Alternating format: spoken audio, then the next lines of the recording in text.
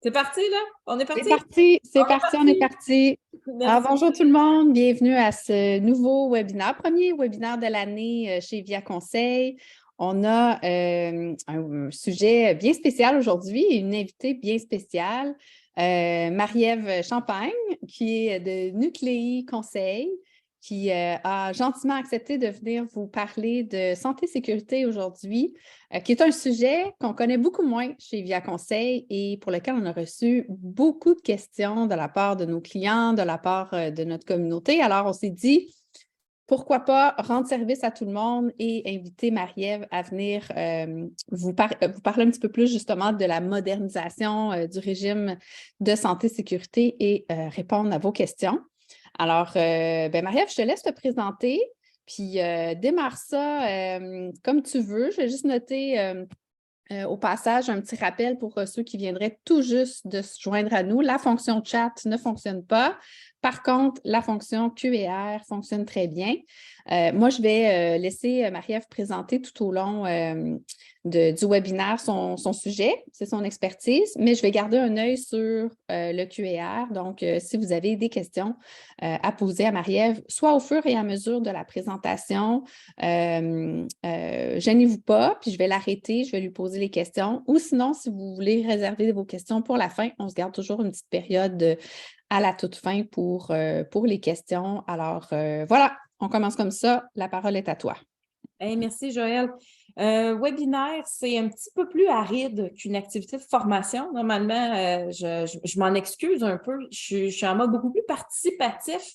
J'ai des données, j'ai des faits pour vous, j'ai des numéros d'articles. On va couvrir une certaine base. Par contre, vous pouvez poser des questions à tout moment, ça va me faire plaisir. Gardez en tête aussi que ça va être les grandes lignes. Ça va être difficile de couvrir les particularités de chacune des organisations. Je resterai un petit peu à la fin, mais sachez aussi que je ne suis pas avocate, je ne donne pas de conseils légaux non plus, je ne suis pas une experte juridique. Fait on se jase de l'application concrète des grandes lignes en santé et sécurité. Plus précisément, modernisation du régime SST. C'est une nouvelle bestiole qui est là pour rester, puis c'est une bestiole à rallonge. Fait qu'elle vient avec beaucoup de déploiements aussi à rallonge. On n'a pas fini d'en entendre parler. Fait qu'on va se donner vraiment un point de départ qui est commun, débroussaillé un peu, mais il y a encore beaucoup de chemin à faire. Et il y a des choses qu'on sait et il y a des choses qu'on ne sait pas. C'est-à-dire que les discussions ne sont pas terminées non plus. On attend d'autres éléments, je vais vous les pointer. Fait que, j'y vais vraiment avec ça. Puis, sachez aussi que si le ministre décidait d'aller dans une autre direction complètement la semaine prochaine, moi, j'y vais avec les infos que j'ai dans les mains en ce moment. Mais s'il décide d'aller, ça se peut qu'on change un petit peu, mais on reste à l'affût de ces choses-là. Fait que, petite note justement que ce n'est pas une opinion juridique, on se jase de ce qu'on a dans les mains, puis ça se peut que ça soit ajusté si ça devait changer, parce que c'est évolutif. Ça va, ça, Joël? Excellent. Merci. Dans mes webinaires, je ne considère pas de questions niaiseuses. Je vous ouvre la porte. Si vous posez la question, je veux y répondre, que ça soit devant tout le monde, ou que ça soit à la fin, ou que ça soit par après, quand les micros et les caméras sont fermés, ça va me faire plaisir. La portion d'étiquette, ça n'est pas approprié parce qu'on est en webinaire. Vous pouvez participer activement, comme Joël vous le disait, via la section questions-réponses. Et le chat qui est maintenant activé, ça Et le fonctionne. chat qui est activé. Puis, même si on se parle des SST, des fois, on se parle de conséquences lourdes. Vous allez voir, on a le droit d'avoir du fun pareil. Je vais essayer d'en mettre un peu. Qui je suis, moi? Je m'appelle Marie-Ève Champagne. Je suis spécialiste santé, sécurité, mieux-être en milieu de travail. Ça fait 15 ans que je fais ce beau métier-là. Joël, tu sais, quand on est consultant, on le fait, on exerce notre expertise dans vraiment beaucoup d'organisations. Mes 15 années d'expérience m'ont amené à le faire dans beaucoup d'organisations aussi, à l'instar des personnes chez Via Conseil. Des fois, je dis à la blague que j'ai la double nationalité, c'est-à-dire que je suis à la fois RH et SST. Fait que ça me donne un point. Je suis à cheval un petit peu dans les deux expertises. Ça me donne un autre point de vue. C'est ce qu'on fait au quotidien chez Nucléi. On accompagne les organisations dans leur efficacité en matière de santé, sécurité, mieux-être au travail. Pourquoi on se parle de mieux-être au travail? Parce que en 2023, ça veut dire qu'on se parle de santé globale et on se parle de santé psychologique aussi au travail. Puis on les accompagne à faire des milieux de travail qui sont sains et sécuritaires à tout point de vue. Fait que ça, c'est pour la petite présentation. Table des matières, petite mise à niveau au niveau de la santé et sécurité, juste pour vous donner les bonnes bases. On va aller regarder la modernisation, ça se déploie, ça se déploie sous quelle forme? On va faire une petite incursion au niveau du régime intérimaire et des comités SST. C'est une grosse préoccupation chez mes clients à l'heure actuelle. Santé, sécurité, comment je démarre ça pour que ça marche, puis qu'on ne fasse pas juste éprouver de la souffrance tout au long de nos semaines quand on parle de ce sujet-là. Notion de lieu de travail, puis j'ai des petits exemples de bonnes pratiques pour à garder en tête. Je ne suis pas une experte construction. Je vais juste vous mettre brièvement qu'est-ce qui s'en vient au niveau de la construction, mais je ne suis vraiment pas une experte construction. Il y a des choses aussi au niveau de l'indemnisation. Puis on va terminer ça avec le volet santé psychique, avec ce qu'on a aussi dans les mains. Ça vous va? Là, Joël, je ne vois pas le chat. Je vois Oui, tout va bien. C'est super. C'est bon. Je ne vous ferai pas le cours santé sécurité. Sachez simplement que pourquoi on se parle de modernisation à l'heure actuelle? Bien, nos lois en ce moment qui régissent le régime, c'est-à-dire la loi sur la santé et sécurité au travail et la loi sur les accidents de travail et les maladies professionnelles. La première a été promulguée en 1979 et la deuxième en 1985. C'était un autre monde du travail complètement qu'on avait dans les mains. Et là, on doit s'adapter à un monde du travail qui a énormément changé depuis ce temps-là. Ça fait des années qu'on se parle de modernisation. Il y a eu des tentatives, il y a eu des petits éléments timides, mais c'est vraiment le ministre Boulay qui a lancé ce projet-là bien avant la pandémie. On s'en parlait avant la pandémie, mais il n'a pas laissé la pandémie le ralentir. Donc, ça a été promulgué en pandémie. Juste, je vais terminer, je suis rendue un petit peu trop en avant. Juste terminer, loi sur la santé et sécurité au travail, ça a pour objet l'élimination à la source même des dangers, puis ça donne aussi le fonctionnement des éléments au niveau de la commission de santé et sécurité au travail, l'Institut IRSST, puis les ASP, c'est-à-dire vos associations sectorielles paritaires qui sont magnifiques répertoires d'expertise qui touchent à votre domaine en particulier. Au niveau de la loi sur les accidents de travail et les maladies professionnelles, bien, on a fait un choix, c'est que maintenant, on a un régime d'indemnisation, c'est-à-dire que c'est la CNESST qui va jouer le rôle d'assureur public. On va collecter les employeurs et on va indemniser les employés parce qu'avant, bien, c'était les employés qui étaient blessés ou les familles des employés qui étaient décédés, jadis, naguère à l'époque, qui poursuivaient l'employeur. Fait que là, à un moment donné, au début du siècle, en fait, comme on arrête ça, ça ne marche pas cette histoire-là. Fait que ça s'est raffiné jusqu'à ce qu'on se retrouve avec notre régime actuel qui a bien besoin de modernisation. Fait que le PL 59, comme je le disais, a été déposé, ce qui était le prélude à la loi 27, a été déposé le 27 octobre 2020 par Jean Boulay. Ce projet de loi-là a été passé à travers la moulinette de l'Assemblée nationale. On a échangé. Et là, on s'est ramassé avec une mouture finale le 6 octobre 2021. Puis, il y a encore des choses qui sont en déploiement. Fait que la LATMP, la loi sur les accidents de travail et les maladies professionnelles, la LSST, la loi sur la santé et la sécurité au travail, quelques règlements vont changer. Bref, rappel aussi, encore une fois, je ne vais pas vous faire le cours de long en large. On se souvient que la CNESST, ça vient de la fusion de la CSST avec les normes du travail d'équité salariale. On va se souvenir aussi que c'est un organisme qui est paritaire, qui est chapeauté à la fois par des instances qui sont issues du patronat, des syndicats, puis un paquet d'autres acteurs aussi qui viennent, qui rentrent en ligne de compte. Ça joue le rôle d'assureur public, comme je le disais, puis c'est financé par les cotisations des employeurs, puis la capitalisation de ces fonds-là. Parce qu'un coup qu'on a payé tout le monde, des fois, il reste de l'argent, bien, cet argent-là est placé par des experts en financement, par des experts dont c'est le métier, à la bourse, puis on s'assure de faire fructifier ça. Là, je ne vais pas rentrer là-dedans non plus. La CNESST, vous avez 3 types de divisions qui peuvent intervenir chez vous. On a la division prévention. Ça, c'est vos inspecteurs CNESST. Puis on a les organismes satellites aussi qui sont les ASP. Fait que ça, veulent vous aider à assurer le respect des droits, des obligations, puis de vous offrir du soutien là-dedans. À partir du moment où vous avez quelqu'un qui est blessé, ben là, vous allez voir arriver la division indemnisation. C'est tout ce qui est indemnisation, gestion de l'arrêt, retour au travail, puis les différentes instances, CNSST, DRA, TAT, BEM, c'est des mots que vous entendez à ce moment-là, c'est toutes des instances qui interviennent. Puis la dernière division, c'est la division financement. Les actuaires, les conseillers financement, ça, c'est quand on se parle de cotisation, quand on se parle de tarification, etc. Petit rappel aussi au niveau des coûts de la CNESST, ça coûte, tu vois, de formation, La SST. On a fait beaucoup de chemin au Québec, mais ça coûte encore excessivement cher. C'est important aussi de mentionner que le coût moyen d'une lésion professionnelle, que ce soit un accident de travail, une maladie professionnelle, de façon moyenne, c'est estimé à 38 000 et des poussières.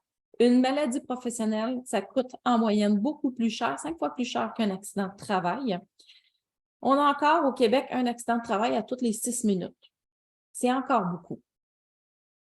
Même si on a fait du chemin, il nous en reste à faire. Puis, on s'est assis avec des collègues, puis on a déterminé juste gérer médico-administrative, là, contester, aller au TAT, aller au BEM, payer les avocats, payer les salaires, etc. Bien, on en avait pour, au bas mot, des sommes qui pouvaient tourner de 20 000 à 25 000 si je fais les arrondis. Fait que c'est beaucoup de sous. C'est très cher. C'est beaucoup de sous, la CNESST. Donc, ce qui nous mène à, pour faire de la prévention. Puis les coûts, ben, tu sais, il y a les coûts qu'on voit, il y a les coûts qu'on ne voit pas. Je termine avec ça la portion coûts. On a les coûts directs qu'on va voir via aussi nos cotisations, via le guichet CNESST, ce qui est indemnisé, les IRR, les traitements médicaux. Mais après ça, quand on descend, il y a plein d'autres coûts aussi qu'on ne soupçonne pas et qui sont cachés, comme des cas CSST qui finalement vont, si on va se ramasser du côté des invalidités. On a des coûts SST indirects quand on fait de l'assignation temporaire, quand on rémunère les gens qui nous aident à gérer ça. Un milieu de travail où on se blesse, des fois, c'est un milieu de travail où c'est pénible de travailler, où on ne se sent pas en sécurité. Ça peut amener un certain taux de roulement. Ce taux de roulement-là, bien, il y a des coûts de formation, il y a des coûts de remplacement, il y a des coûts de dotation. Ça, vous connaissez ça chez Via Conseil, le recrutement de la rémunération. Vous avez des cas SST des fois qui vont être non déclarés, mais ça va entraver la productivité quand même. Des coûts humains. Votre employé perd la qualité de vie. Ça a des effets aussi de ne plus avoir ces membres qui sont fonctionnels ou, là, on commence à s'en parler plus, sa tête qui est non fonctionnelle. Des erreurs, davantage d'absentéisme, etc. T'as pas trop payé pour la portion coût, Joël? C'était super. Short and sweet, comme on aime ça. Et petite base. On va retomber dans le cœur du sujet, modernisation. C'est un processus en plusieurs étapes, sur plusieurs années. Ça a déjà commencé. Au 6 octobre 2021, on a promulgué, dans le fond, on essaie d'attirer l'attention sur des employeurs sur la santé psy. Fait qu'on va s'en parler davantage. La violence aussi en milieu de travail, mais la violence aussi, y compris conjugale, familiale ou à caractère sexuel, on va s'en reparler à la dernière portion de ça. On n'oublie pas aussi qu'on ajoute le télétravail dans les lieux de travail maintenant. Fait que si vous avez des télétravailleurs, il faut porter attention, s'assurer que l'ergonomie est optimale, s'assurer aussi qu'ils ont toutes les conditions de succès pour maintenir une bonne santé psy, etc. On ajoute des gens comme des travailleurs domestiques qui est arrivé au 6 avril. On ajoute aussi des stagiaires. On a la science bouge vite. Donc, on a promulgué maintenant des comités scientifiques pour regarder aller certaines maladies professionnelles. On va parler de maladies pulmonaires aussi. Beaucoup aussi qui touchent le travail des pompiers, puis des maladies oncologiques. J'ai une petite question, Marie-Ève. Les gens veulent savoir si on va rendre disponible la présentation. Ils ont l'habitude qu'on leur envoie le PowerPoint après. Pour qu'ils puissent savoir s'il faut qu'ils prennent tout en note ou si, au contraire, ils vont pouvoir se référer à un document par la suite. On regardera qu'est-ce qu'on peut leur envoyer. OK, parfait. Vous allez recevoir quelque chose. Peut-être pas l'intégralité de la présentation à ce moment-là. On va s'arranger que vous n'ayez pas trop de notes non plus. De notes à prendre. Parfait. Merci. La CNESST, puis sa façon de faire va se moderniser aussi. On va avoir des changements au niveau de la communication, puis de l'utilisation du numérique. Ça aussi, c'est une bonne nouvelle. Peut-être que ça va alléger les processus. L'atteinte auditive, il y a des changements qui vont arriver au niveau du bruit en juin 2023. On va devoir le mesurer et le prendre en compte d'une façon qui est différente. La surdité professionnelle, c'est une maladie professionnelle qui est en grande expansion à l'heure actuelle. Ça coûte excessivement cher et c'est très dommageable. Si vous avez des personnes sourdes dans votre entourage, j'en ai quelques-unes, c'est vraiment la qualité de vie qui est sévèrement altérée de ces gens-là. Leur capacité de communication, c'est très, très, très handicapant. On a aussi, on attend des détails là-dessus, un programme de certification puis des incitatifs financiers. Là, je n'ai vraiment pas plus d'informations que ce que je viens de vous donner là. C'est à venir. Ben, c'est à venir. Mise à jour de la liste des maladies professionnelles aussi, qui a été revampée un petit peu. On a ajouté d'autres maladies, puis on a ajouté aussi la notion de trouble de choc post-traumatique. On va en reparler brièvement aussi. Ben, on en a profité pour s'assurer de revaloriser les amendes. On les avait revalorisées dans le coin de 2009, ce qui était franchement dû, mais là, on va les faire monter encore un peu. Il y a d'autres éléments hyper spécifiques. Si je vous fais la liste du site web, on va être encore là à 5 heures. Donc, on avait des éléments au 6 octobre. Au 1er janvier, il y en a eu aussi. Le 6 avril, ce qui devrait retenir votre attention, c'est le régime intérimaire. Ce qui se veut un régime transitoire, on va y revenir. Ensuite, au 6 octobre 2022, on a un nouveau formulaire d'assignation temporaire dans lequel on parle abondamment de santé psychique aussi.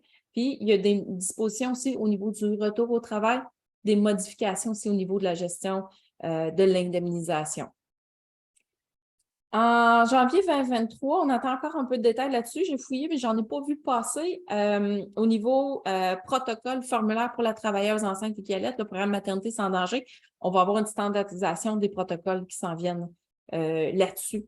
Fait que des nouveautés à voir parce qu'en ce moment, on ne gère pas le même cas de la même façon, disons, à Gaspésie qu'en Abitibi. Fait que là, on va avoir une standardisation qui s'en vient. Construction. Là, encore une fois, on attend ils n'ont pas fini de préciser les détails puis la dentelle, maintenant. On va dire ça comme ça. 6 avril 2023, on va avoir d'autres nouveautés aussi qui vont s'ajouter quand on parle de recours administratif. Puis, la formation obligatoire pour tout notre monde en construction, ça va s'en venir un an après, en 2024. D'autres dates, comme je le disais, un incitatif financier, programme de certification, ça, c'est d'autres choses qui sont à venir. On garde un œil là-dessus. On parle d'une aide financière pour une association, un organisme pour de la formation, l'information, ou de l'information en matière de santé et sécurité. On attend aussi plus de détails. Ça se peut que vous voyez arriver d'autres ASP dans votre paysage. C'est une possibilité. Ils ont ouvert la possibilité d'en créer d'autres. Ça, c'est bien parce qu'une ASP, c'est vraiment consacré à un secteur en particulier, comme les mines ou la construction. On a Multiprévention qui couvre beaucoup de fabrication. On a l'APSAM aussi qui s'occupe du secteur municipal. Et c'est vraiment une expertise très pointue sur des enjeux qui sont spécifiques à ce secteur-là. Donc, vous la payez déjà. Si vous en faites partie, vous la payez déjà. Vous avez des beaux services qui sont offerts ils ne sont pas tous gratuits, il y en a des payants, mais quand même. Et vous avez beaucoup d'informations, de documentation qui est spécifique à votre domaine. Fait que vraiment, allez-y, allez fouiller, allez regarder si vous faites partie d'une ASP, puis plongez abondamment dans le site web. Vous allez trouver une panoplie d'informations et d'outils qui vont vous aider à mieux prendre en charge la santé et sécurité. Le programme de santé aussi va se moderniser. On parle de rapatrier à la CNSST, donc plus de détails à venir aussi. Petit changement aussi au niveau des contaminants et des produits dangereux. Et à terme, on va voir arriver le règlement sur les mécanismes de prévention. Fait qu'on va voir des formations arriver pour les représentants SST, les agents de liaison, les comités SST. Et là, on va voir de façon plus formelle arriver le programme de prévention et le plan d'action. Ça peut arriver, on a dit au plus tard en octobre 2025, ça pourrait être l'année prochaine, comme ça pourrait être pile à la date, comme on pourrait en entendre parler cet été. Je ne sais pas. Non, je vous avais dit, je vais vous le dire quand je ne le sais pas. Bien là, je ne le sais pas. On ne peut pas tout savoir. Non. Puis au niveau des la coquille, je viens voir, je n'ai pas mis de S. Oh, excusez, je suis gênée. Donc, amende, juste pour vous donner une idée des amendes. Quand on se parle de personnes morales, ça c'est de l'organisation, bien, on a fait du chemin depuis 2010. 236, on contrevient à un règlement ou à une obligation. 237, on met sérieusement en danger la vie, la santé, la sécurité, l'intégrité physique et psychique de notre travailleur. Fait qu'on voit que les amendes vont en conséquence aussi et plus il y a récidive, plus ça coûte des sous. Je vais prendre une gorgée. Le régime intérimaire, c'est celui qui a été promulgué au 6 avril 2022. Fait que c'est un régime transitoire. Ce qu'on dit, c'est qu'on maintient certains éléments en place, mais on ne fonctionne pas plus simplement par niveau de risque qui était dans les activités. Là, c'est vraiment par le nombre d'employés. Fait que si vous ne les aviez pas, que vous avez le nombre d'employés requis, bien, vous allez voir des nouveaux mécanismes de participation qui arrivent. Fait que si vous avez 19 employés et moins, ce qu'on vous demande d'avoir, c'est un agent de liaison, puis de procéder par écrit pour identifier les risques qui sont présents sur votre milieu de travail. Si vous avez 20 employés et plus, là, ce qu'on vous demande, c'est d'avoir un représentant SST, un petit peu la même chose. Je vais vous faire un résumé des deux là, de leur fonction. Là. Il y a quelques disparités, mais ça se ressemble énormément. Puis essentiellement, ça joue un petit peu le même rôle. Et à 20 employés et plus, vous voyez arriver un comité de santé et sécurité si vous n'en aviez pas déjà un. Ça veut dire qu'on a des milieux où il n'y en avait typiquement pas, comme les milieux professionnels qui n'étaient pas familiers avec le concept de comité SST. Ben là, on leur demande d'en mettre un en place ou de commencer à tout le moins à y penser. Et je sais que les inspecteurs commencent aussi à en parler davantage aux gens. Et quand on a 20 employés et plus, ce qu'on demande, c'est de faire une identification des risques par écrit, mais aussi de procéder à leur évaluation. De regarder dans quel contexte ils sont présents, c'est quoi le type de probabilité, c'est quoi le type de gravité, puis de commencer à se structurer pour éventuellement mettre en place qui a un programme de prévention, qui a un plan d'action. Qu'est-ce que ça va jusqu'à maintenant? Oui, super bien. Pour l'instant, pas de questions. Gênez-vous pas hein, si vous voulez poser vos questions au fur et à mesure. Moi, je surveille tout ça là, attentivement. Bon. De façon très, très générale. Oh, Edith a levé la main. Ah! Je les vois, ceux-là. OK, je vais ouvrir votre micro. On vous écoute. Bonjour, Edith. Il va falloir juste débloquer votre micro. Bonjour, est-ce que vous m'entendez? Très bien. OK, excellent. Oui, j'avais une question. Vous parlez de ASP, là, les associations sectorielles. Comme nous, on fait partie d'une mutuelle de prévention avec je pense que c'est un ASP en construction, là, comment ça s'appelle? C'est une mutuelle de prévention, mais ils se concentrent particulièrement au niveau de la construction. Nous, on n'est pas du tout dans la construction, on est un OBNL dans le communautaire, mais il regroupe finalement divers partenaires.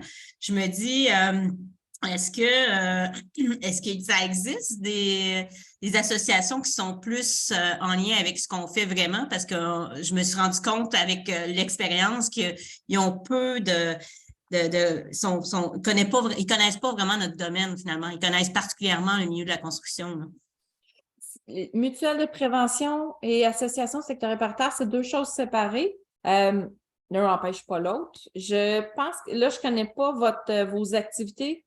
OBNL, quel type de service? Nous, on accueille des jeunes 16-35 ans, on a des appartements, puis on offre des formations. C'est dans le communautaire. Oui. Peut-être vous trouviez du contenu pertinent du côté de la stase. Comment ça s'appelle? La stase. Écoute, tu as 8 S là-dedans. C'est l'association sectorielle paritaire qui s'occupe de santé et services sociaux. Ah, parfait. Peut-être que vous trouveriez quelque chose là-dedans. Ce qui n'empêche pas que vous mainteniez votre adhésion non plus à votre mutuelle de prévention.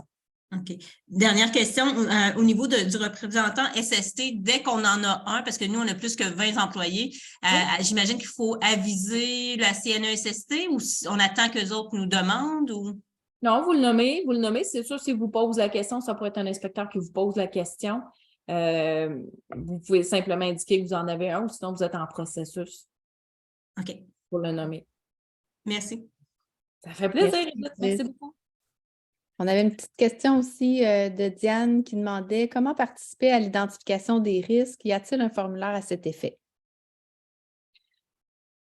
Il n'y a pas une méthode à préconiser. Il y en a, on prend ce qui est réaliste dans notre milieu de travail aussi. Fait que ça, c'est vraiment le nerf de la guerre en prévention, là. Identifier les risques, puis après ça, les évaluer. Si vous faites partie d'une ASP ou même sur le site de la CNSST, vous en avez beaucoup. Vous avez le document, en fait, outil d'identification des risques. Ils vont vous poser plusieurs questions. Sinon, vous pouvez simplement demander, regardez vos coûts. Regardez où les gens se blessent chez vous. Posez la question aussi, qu'est-ce qui inquiète vos employés? Puis vous allez en débusquer énormément avec ça aussi. Puis vous allez trouver la méthode aussi qui est bonne. Je vais vous présenter les 6 catégories de risques bientôt. Fait que probablement que ça va vous donner un petit point de départ là-dessus. Super. Merci. Merci, Joël. Fait qu'un représentant SST, un agent de liaison, il y a quelques différences, mais de façon générale, ce qu'on lui demande de faire, c'est de participer à l'identification puis à l'élimination des risques sur un milieu de travail. Fait que lui, c'est le représentant, c'est un employé, ce n'est pas un cadre, ce n'est pas un gestionnaire, c'est vraiment un employé. Si vous avez une association, voyons, je cherche le mot, accréditée, vous pouvez leur demander, peut-être qu'ils ont déjà quelqu'un qui est désigné pour la santé et sécurité. Sinon, il va par candidature. On demande si les gens sont intéressés à s'impliquer de cette façon-là. Fait que lui se veut comme une espèce de courroie de transmission pour transmettre les bonnes informations, pour participer au projet santé et sécurité, donner son avis. Il peut participer aussi à l'inspection s'il y en a une. C'est quelqu'un qui peut vous faire aussi des recommandations et là, on va demander de donner suite aux recommandations qu'il vous fait parce que il y a la possibilité, c'est mis comme ça sur le site de la CNESST, c'est possible qu'il porte plainte à la CNESST. On va essayer de se parler avant de se rendre là. Il peut vous aider aussi à désamorcer des situations qui sont potentiellement explosives, justement, au lieu de se ramasser du côté de la CNESST, qui peuvent nous épauler, mais en même temps, ça peut venir avec d'autres conséquences. Donc, il peut donner de l'information au juste moment ou vous amener de l'information aussi que vous n'avez peut-être pas accès si vous êtes gestionnaire ou si vous êtes professionnel RH. Quand il y a un comité, on va lui demander aussi de collaborer avec le comité, puis avec toute personne qui est chargée de la prise en emploi et des règlements. Ça, c'est vraiment un résumé des deux fonctions qui sont assez similaires. Notre comité SST, on va se souvenir que c'est un comité qui est paritaire. Ça veut dire qu'il est composé à la fois de décideurs, de gestionnaires, de cadres, de personnel administratif, mais de gens qui font le travail. J'en vois des comités, on n'a que des gestionnaires, puis à l'inverse, je vois des comités où on n'a que des employés. Dans les deux cas, on piétine sévèrement. C'est un comité qui est paritaire. On ne demande pas que ça soit coupé au couteau. Idéalement, on aurait un bon équilibre entre les deux, mais la vie fait que des fois, ça se déplace un peu. Mettez-vous pas martel en tête, visez un certain équilibre. Ce qu'on va y faire, c'est qu'on va échanger, on va collaborer, on va travailler ensemble sur des actions qui visent l'amélioration de la santé, de la sécurité, du mieux-être des personnes. J'ai des comités qui commencent à se poser des questions sur santé psy, comment on va l'attaquer, celle-là. Fait que ça se peut que votre comité commence à se poser ces questions-là ou vous amène ce type de questions-là. Ce qu'on va, de façon générale, un comité va analyser l'état de la situation, proposer des solutions pour les principaux problèmes en santé et sécurité. On va s'assurer que les gens ont l'information, la formation pour bien faire leur travail. Ils vont être des ambassadeurs de la santé et sécurité, ils vont favoriser la mobilisation du personnel, puis favoriser aussi la promotion des bonnes pratiques en santé et sécurité.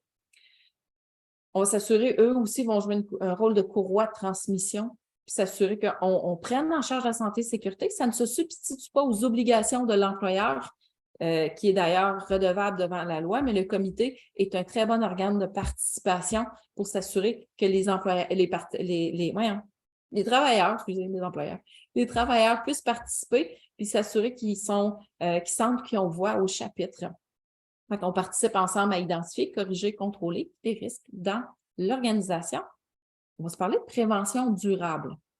Ça veut dire que ce qu'on fait, on va s'assurer que ça soit durable dans le temps.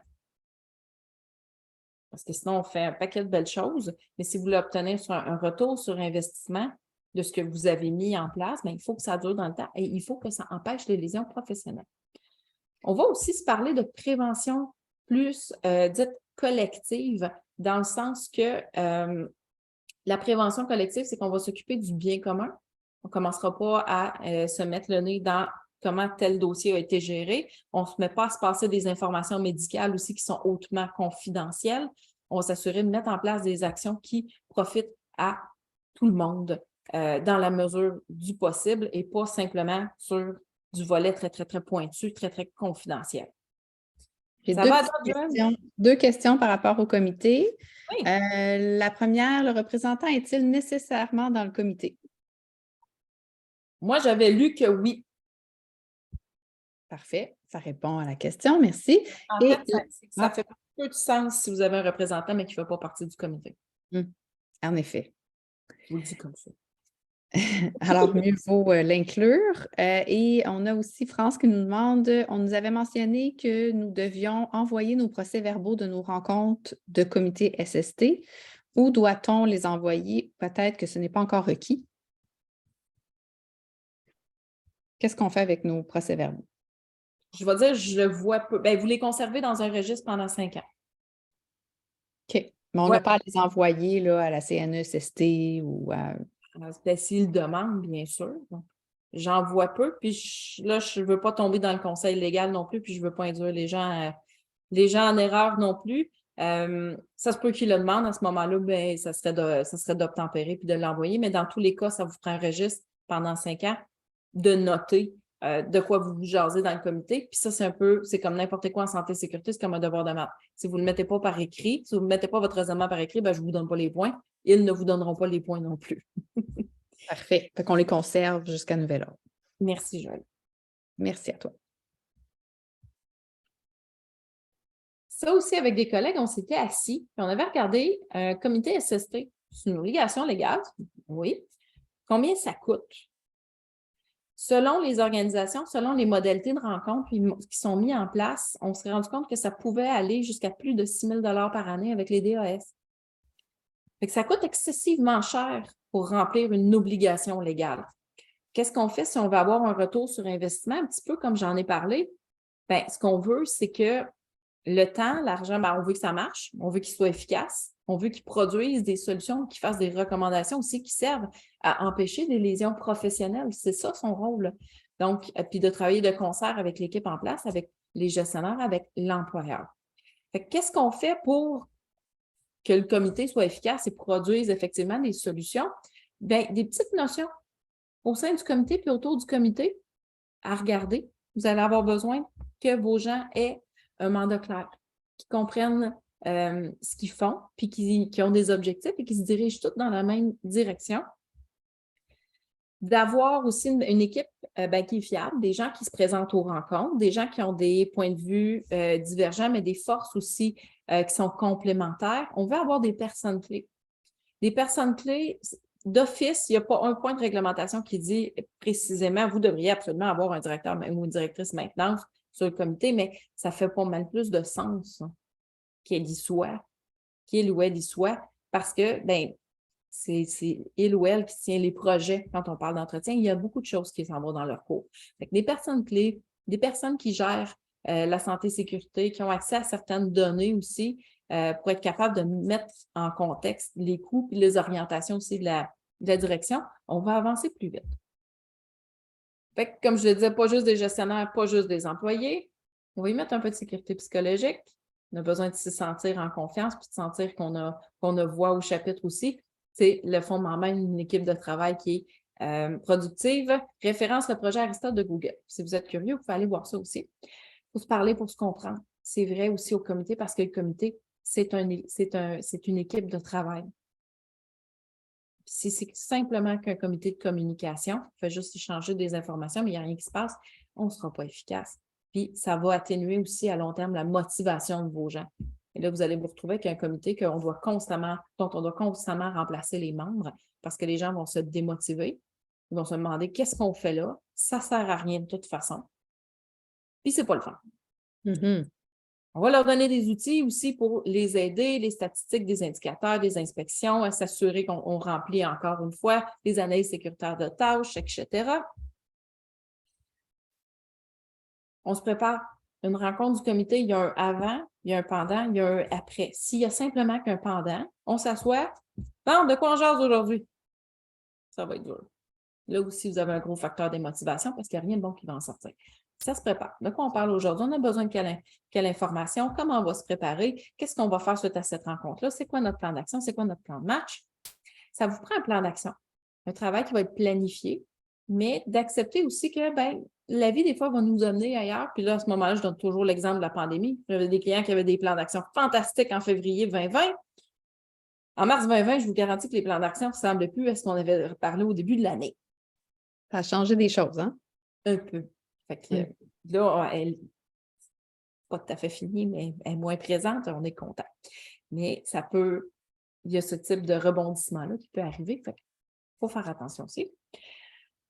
Des résultats publics et publicisés. Si on s'investit, si on s'implique dans un comité SST, On va travailler un petit peu plus, on sort de notre description de poste, on va faire plus de recherche, on va être en dehors de notre zone de confort. Mais il faut sentir que cet extra travail-là, ça mène à quelque chose, puis qu'on s'implique, puis que ça a de l'impact, que cette contribution-là fait du sens aussi, puis que ça marche. Mais ça veut dire aussi féliciter publiquement les membres du comité, souligner leur réalisation au sein du comité, en dehors du comité aussi, puis souligner cet impact-là aussi, puis les résultats que ces personnes-là amènent. Parce que ça aussi, sinon, ça va être un gros facteur de démotivation. Et vous allez vous demander pourquoi votre comité, bien, ça stalle, puis on doit toujours remplacer les membres. On va aussi garder en tête qu'il y a des choses aussi qu'on peut faire autour du comité. Si c'est le bordel en santé et sécurité ailleurs dans votre organisation, ça va être le bordel aussi au sein de votre comité. Fait que vous assurez que l'environnement dans lequel baigne votre comité lui permet de faire de la santé et sécurité, qu'on travaille tous dans la même direction aussi, puis qu'on met les choses en place. Politique générale. Là, va être à mettre à jour, si vous en avez une en santé et sécurité, en ajoutant des dispositions aussi sur l'intégrité psychique. On va en reparler. Est-ce qu'on a précisé les rôles et responsabilités de tout le monde via cette politique ou dans une section, je vois aussi une section, une sous-section qui est rôles et responsabilités aussi, sans que ça soit directement dans la politique. Qui fait quoi? On s'engage à quoi? Ça, c'est important de le nommer aussi. D'avoir une structure aussi de gestion de santé et sécurité qui permet ça, qui permet une certaine prise en charge. Il va falloir que la haute direction s'investisse de façon visible et tangible. Sinon, ça reste juste les projets santé et sécurité du comité. Il faut que ça parte d'en haut, on le dit souvent. Ça prend des procédures aussi, SST, qui sont claires, qui sont comprises de tous, qui sont accessibles aussi pour tout le monde pour que ça soit réellement fait. Ça va rendre ça beaucoup plus facile. Et oui, ça peut vouloir dire aussi donner des formations sur un sujet qui est pertinent aux activités du comité, surtout si on fait de l'identification puis de l'évaluation de risques. Si on regarde c'est quoi un risque chimique, bien, peut-être qu'on va aller donner une formation à tout ce beau monde-là pour qu'ils sachent de quoi qu'on se parle. Parlant de risques, on a 6 catégories de risques. Fait que ce qu'on va faire, c'est qu'on va prendre ou par tâche ou par poste de travail, puis on va les regarder risques chimiques, vos produits de nettoyage, tous des produits contrôlés qui rentrent en ligne de compte dans la production ou autour de la production. Risques biologiques, je suis en contact avec du vivant, avec un humain, avec un animal, avec des micro-organismes, bactéries, virus. On en a eu un gros, on a parlé de la pandémie, ça rentre dans risque biologique. Risque physique, émanation d'énergie, bruit, électricité, etc. Risque ergonomique. On en a tous, les risques ergonomiques. Même si on a les fesses assis sur une chaise. C'est ça, c'est celui qui s'applique le plus aux organisations de services, hein? Dirais-tu ça? Oui, et risques psychosociaux. Et psychosociaux, parfait. Aussi, on va les regarder qu'est-ce que ça mange en là. De toute façon, dans tous les postes de travail, vous avez toujours au minimum ergonomique et psychosociaux. Puis quand vous commencez à élargir, vous allez voir que peut-être que, il y a un produit de nettoyage qui rentre en ligne de compte. Ce n'est pas tous les risques qui peuvent tuer. C'est ça, c'est pas tous des risques majeurs, là. Non, mais ça peut rendre malade. Puis souvent, c'est ce qu'on me dit, moi, j'ai un bureau, j'ai pas de risque. Il y en a. Il y a des obligations quand même, il y a des risques quand même, mais ça ne veut pas dire que ça va tuer vos employés, ça, c'est certain. Parfait. Risques psychosociaux, ce sont des humains qui travaillent en relation avec d'autres êtres humains qui sont soumis à une organisation des conditions de travail X. On va en reparler. Puis, vous avez les risques liés à la sécurité. Ça, c'est un petit peu le fourre-tout, là. Si vous voyez les pubs de la CNESST, généralement, ce sont des risques là-dedans. On va parler de chute de hauteur, chute de plein pied, contact avec des machines, etc. Il y en a plein qui rentrent en ligne de compte là-dedans. Les gens qui glissent dans le stationnement. Exactement. Le stationnement qui est gelé, ça peut rentrer là-dedans aussi. Il y a Diane qui nous demande, nous avons seulement 4 employés. Quelles sont vos recommandations quand il n'y a pas de comité SST?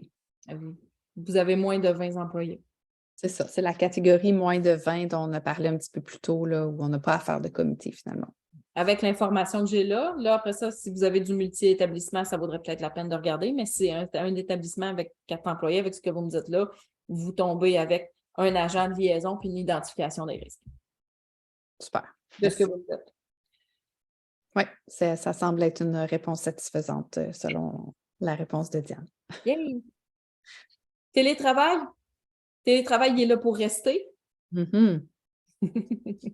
Moi, ça m'intéresse parce qu'on n'a pas de bureau, hein, puis on n'est qu'en télétravail. Alors là, j'ai vu quelques membres de l'équipe là, qui sont dans l'auditoire. Là, on prend des notes.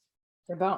Mais que ce soit en travail hybride ou que ce soit en télétravail complet, ça vaut la peine justement de se préoccuper de l'ergonomie, puis de se préoccuper aussi de santé psy. Fait que des bonnes pratiques, je vous les laisse. Quand je parle de nomades digitaux, c'est que si vous êtes en télétravail, ça se peut qu'à un moment donné, vous disiez, bon, ben moi, je suis écœurée de mes 4 murs, je vais aller faire un peu de rédaction dans un café. C'est possible.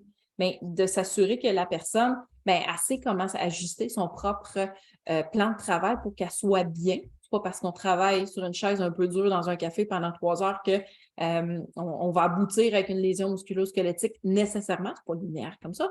Mais déjà, juste de gérer l'aspect luminosité, comment on se place, d'avoir aussi comment j'ajuste un bureau assis debout. Parce qu'ils disent « sitting is the new smoking ». De varier un peu les positions. Moi, Attends, peux-tu expliquer ce que tu veux dire par sitting is the new smoking? Être assis, c'est la nouvelle cigarette. C'est très dommageable pour la santé physique de passer énormément de temps assis.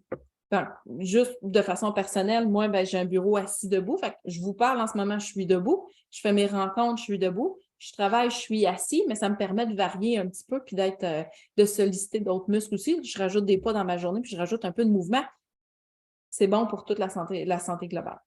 Puis tu dirais, c'est quoi la proportion, parce que ça, on a souvent cette question-là, puis même nous, on se la pose, la proportion de temps quand on a un bureau debout assis, là, où on devrait passer le pourcentage debout versus assis, mettons une journée complète là, de travail devant un ordinateur. Ce serait quoi la proportion idéale? Je ne sais pas, Joël. C'est une bonne question. Ah, bon, ben, tu vois. Je vais regarder. Moi, je n'ai pas une journée qui se ressemble. Il y a des journées que je passe un petit peu plus de temps debout, mais là, à ce moment-là, ben, j'ai les talons un peu plus fatigués à la fin de la journée. Ça prend aussi des bons souliers si on fait ça. Mais c'est une très, très bonne question. Je vais regarder si j'ai des données là-dessus. OK, parfait. Puis, quelqu'un qui nous demandait ton point 5.1 de la diapo précédente, c'était tiré de quel document? Ça, la LSST. OK, parfait. J'ai Joël qui répond debout statique n'est pas mieux que assis statique, selon les dires d'une kinésiologue. Ça prend une variation. C'est ça. Passer 8 heures debout, non, effectivement, je ne le recommanderais pas. Et est-ce que tu recommandes soit des bons souliers ou un petit tapis? Ça pourrait, un peu comme les caissières, là. Oui, c'est ça, exact. Moi, c'est ce que j'ai, là. Ça fait la différence. De façon générale, on varie les positions de toute façon. J'étais assise ce matin, là, je le donne debout, je vais me rasseoir tantôt. Il y a des rencontres que je fais assise. On donne un petit peu de mouvement dans la journée. C'est pas le même niveau d'énergie non plus quand on fait une rencontre qui est debout, une rencontre qui est active. Mais je vais fouiller, on regardera qu'est-ce qu'on a, si on a des indicateurs, mais je n'ai pas regardé si on avait vraiment quantifié en termes de temps parce qu'il n'y en a pas une qui se ressemble. Puis l'alternative qui serait intéressante à vérifier aussi, c'est pour ceux qui n'ont pas de bureau debout assis, à quelle fréquence ils devraient se lever pour pouvoir se dégourdir, là, pour éviter les maladies. Là.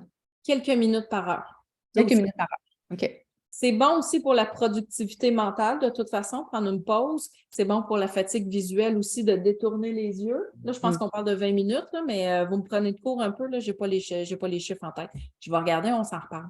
Super, merci. Good. Si vous donnez un outil, il faut vraiment que vous vous assuriez qu'ils savent comment les utiliser, puis comment placer tout ça en donnant des grandes lignes claires. On peut vérifier aussi la sécurité du poste de travail. Vous pourriez demander des photos simplement du poste de travail. Faites attention avec la notion de vie privée aussi, parce que l'on travaille chez soi, mais on peut s'assurer aussi que notre employé est bien installé et qu'il ne travaille pas sur une planche à repasser. As-tu déjà vu ça? Au début de la pandémie. Ah oui, c'est vrai, c'est un vrai fait vécu là, que tu nous racontes. Une planche à repasser. Mais en même temps, j'ai vu des employés aussi tellement être mal installés dans certains bureaux, même sur le lieu de travail. L'avantage de la planche à repasser, c'est qu'au moins, tu peux ajuster. Oui, ça peut donner un petit peu de... Ça devient un bureau assis debout, ça permet ça. Exactement. Mais c'est une belle petite formation à donner aussi à vos employés. Ajuster un poste de travail, se parler d'ergonomie. s'assurer aussi qu'il soit bien installé. Il y a tellement d'inconfort, de douleur que vous allez éviter avec ça, des maux de tête. Je vois des employés qui travaillent face à une fenêtre, puis je leur demande, avez-vous mal à la tête à la fin de la journée? Et puis je ne comprenais pas pourquoi. Ben oui, j'ai mal à la tête. Ben, la lumière est trop forte. Comme si je suis de dos à un écran, je vais avoir beaucoup de lumière qui va se réverbérer. Là aussi, je vais avoir mal à la tête. C'est quoi la position idéale à ce moment-là quand on a une fenêtre près de notre bureau sur le côté? Sur le côté. Bon savoir. Assurez-vous que les gens le savent. On formalise via vos politiques de télétravail aussi, comment on s'installe bien pour bien travailler. Tout c'est pour l'aspect plus sécurité. Si on parle à l'aspect, si on se préoccupe de l'aspect un peu plus santé, bien, on se parle de déconnexion. Donc, ce n'est pas obligatoire au Québec, mais on sait qu'en télétravail, on travaille 47 minutes à 3 heures de plus par jour. Puis, c'est beau la technologie, mais ça a un couteau à double tranchant, ça vient flouter les barrières vie pro, vie perso. Vous assurez que les gens mettent leurs limites, mettent leurs barrières. S'assurer aussi que le type de travail et les consignes que vous donnez le permettent. Parce que des fois, on peut avoir une bonne discussion aussi sur c'est quoi un bon service à la clientèle avec des clients internes, des clients externes. C'est quoi un délai de réponse acceptable? Moi, j'ai déjà croisé un informaticien dans mes rencontres, dans une formation qui disait, moi, écoute, même si c'est 9h30 le soir, je réponds parce que moi, je donne un bon service à la clientèle. 9h30 le soir. Dans quel état t'es le vendredi? Le vendredi en plus. Fait surcharge de travail, on va s'en reparler aussi.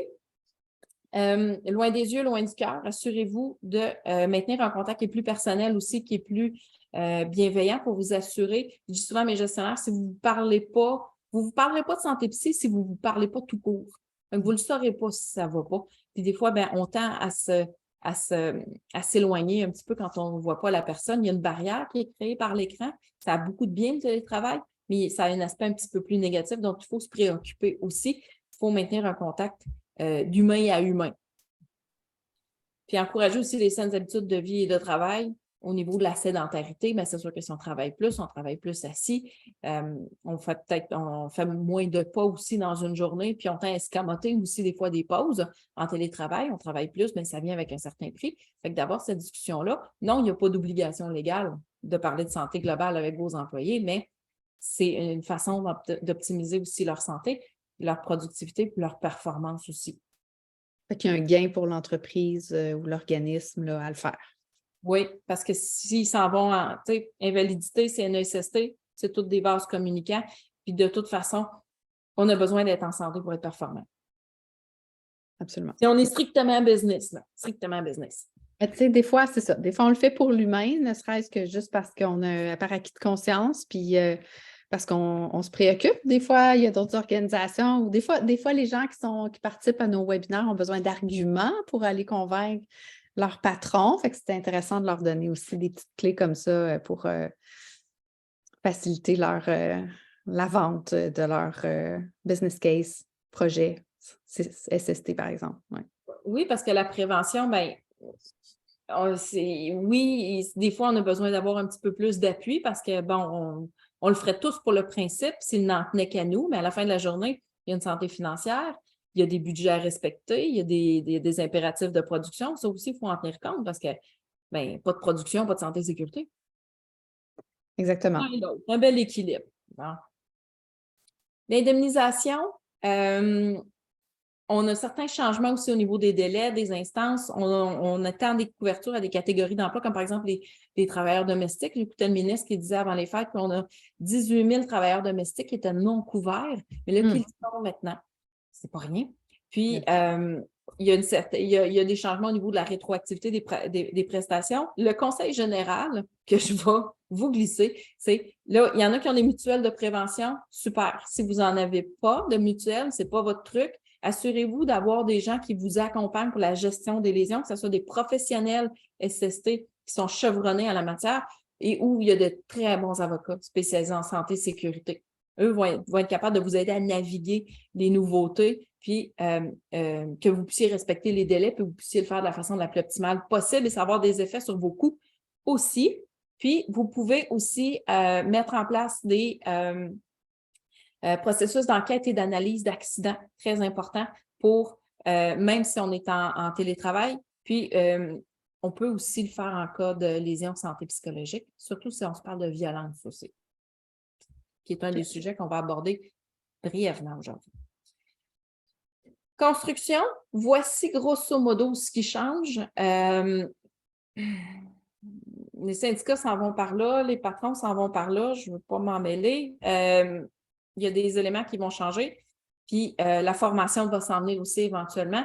Si vous avez des opérations en construction, assurez-vous d'aller chercher quelqu'un qui est chevronné en construction qui va vous aider pour remplir les nouvelles obligations.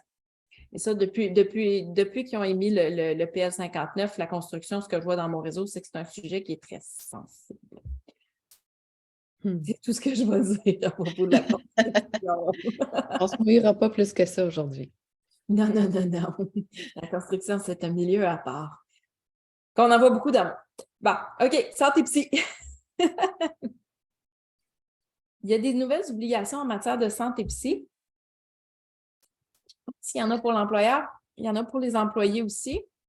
On va regarder puis on va aller définir un petit peu plus qu'est-ce que c'est les risques psychosociaux, qu'est-ce que ça mange en hiver, qu'est-ce qu'on peut faire aussi pour agir là-dessus.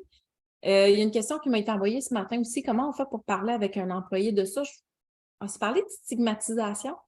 Retenez simplement, encore une fois, je vais le répéter, si vous ne vous parlez pas de santé psy, vous ne parlerez pas. C'est-à-dire, si vous ne parlez pas tout court, vous ne parlerez pas de santé psy. C'est gros de parler de santé psy, c'est se mettre à nu. J'ai des chiffres pour vous aussi. Donc, il faut vraiment que vous mainteniez un contact un peu plus personnel avec vos employés si vous voulez être capable d'en parler de ça. Ben, sinon, ça va être tout va bien, Madame la Marquise, puis non, vous ne le verrez pas passer. Surtout si vous êtes en télétravail. On parle de santé psychique, pas psychologique, ça peut rentrer. On peut parler aussi de santé mentale. Ce qu'on m'a dit, c'est que psychique, c'était le terme peut-être un petit peu plus médical. Là, je vais laisser les psychologues dans leur champ d'expertise. Pour les besoins de la cause, je vais parler de santé psy, mais dans la loi, on va voir santé psychique. Je ne veux pas m'enfarger non plus dans les fleurs du tapis.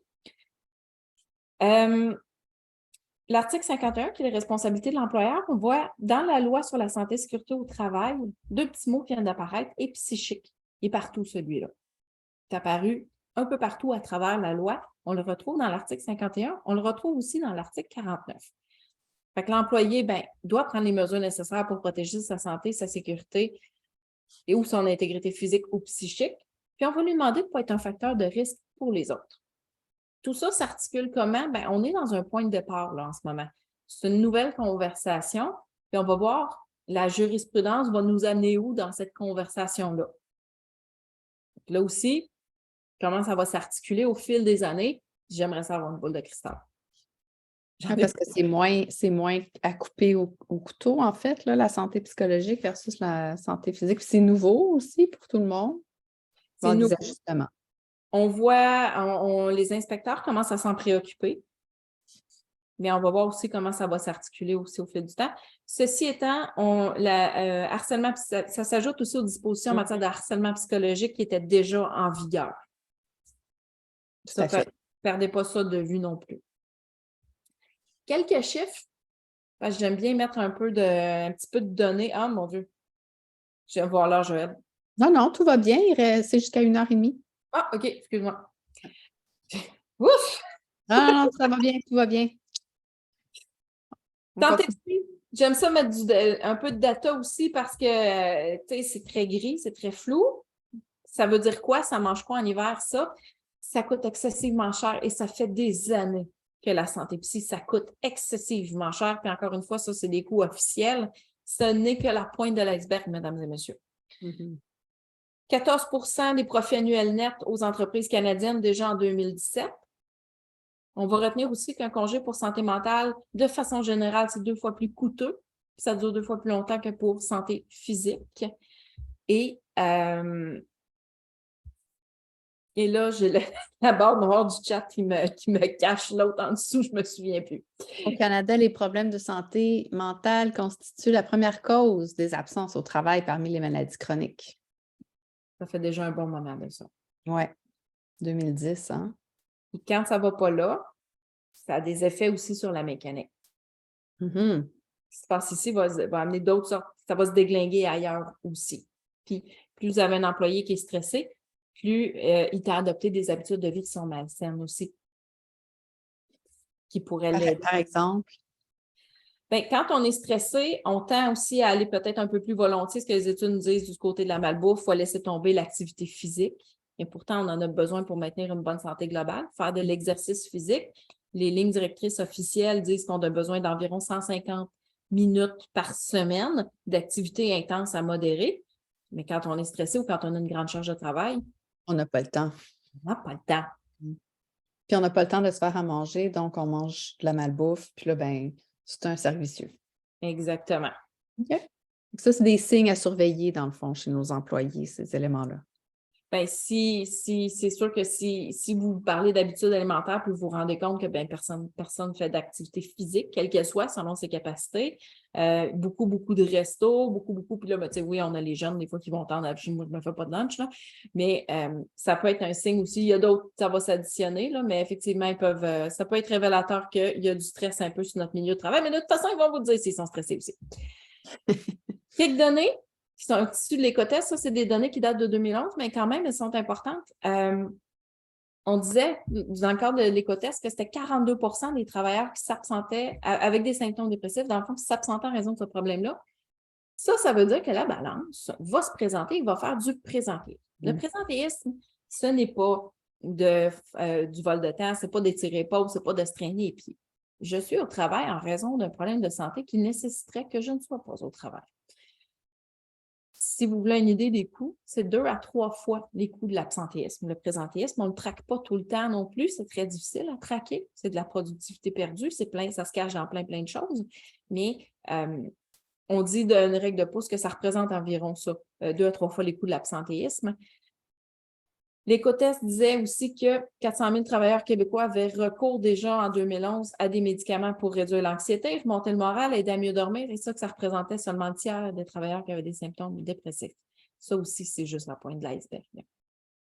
Comme spécialiste santé-sécurité, moi, la prochaine statistique, elle me préoccupe beaucoup. Les employés qui sont en détresse psychologique, ce qu'on dit, c'est qu'ils sont de 1,4 à 4 fois plus susceptibles d'avoir des accidents de travail, des troubles mentaux, bien entendu, des troubles musculo-squelettiques, puis des maladies cardiovasculaires. Fait que les coûts d'une moins bonne santé psychologique, ils vont se cacher partout. Ce qui veut dire que quand on commence à s'en préoccuper, on va avoir des gains à plusieurs niveaux. Clairement. Des lésions qui nous viennent de la CNSST pour la période de 2017 à 2020. On notait qu'il y avait une augmentation au niveau des lésions acceptées pour du harcèlement psychologique ou sexuel, une augmentation de 414 %. Pourquoi, Joël, tu penses qu'on a eu une telle augmentation pour cette période-là? Ben parce qu'ils ont mis en place la loi. Oui, il y a eu d'autres mouvements aussi à ce moment-là. Ah, le MeToo! On s'en parle plus. Il y en a plus. C'est une bonne chose parce que si on s'en parle plus, on s'en parle mieux, on va être capable de se parler de solutions. C'est pour ça que là, on va se parler un peu plus de violence. On va se parler aussi un peu plus de stress dans les années qui vont venir. Fait que c'est très possible que les chiffres que vous voyez là, ils augmentent. Il y a Isabelle qui propose la pandémie aussi comme événement qui est survenu, qui aurait augmenté ce pourcentage-là. Est-ce que tu penses que c'est un lien? On était au début. Là, c'était plus au début, oui. Début. Fait que oui. On n'a pas les stats encore, j'imagine. Je ne les ai pas vus passer encore. OK. Mais oui, on le sait que la pandémie, ça l'a eu, je lis les nouvelles comme vous, là. Oui, la pandémie, ça a eu un très gros effet sur la santé psy. Déjà, la pandémie se résorbe, mais ça laisse aussi des cochonneries sur le rivage. Fait qu'on va en avoir. Il disait que pour le crash boursier de 2009, on a eu des effets sur la santé psy de 2 à 3 ans après. Oui. On va en avoir encore.